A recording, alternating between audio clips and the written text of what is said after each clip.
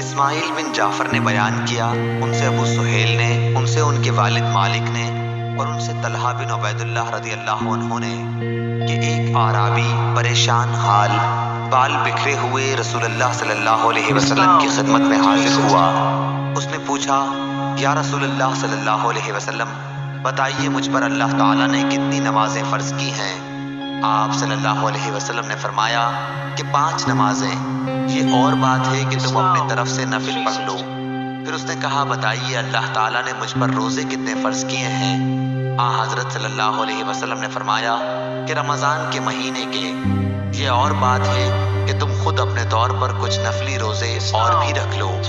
پھر اس نے پوچھا، اور بتائیے زکوٰۃ کس طرح مجھ پر اللہ تعالیٰ نے فرض کی ہے؟ آپ صلی اللہ علیہ وسلم نے اسے شرع اسلام کی باتیں بتا دی۔ جب اس اعرابی نے کہا، اس ذات کی قسم جس نے آپ صلی اللہ علیہ وسلم کو عزت دی، نہ میں اس سے جو اللہ تعالیٰ نے مجھ پر فرض کر دیا ہے کچھ بڑھاؤں گا اور نہ گھٹاؤں گا۔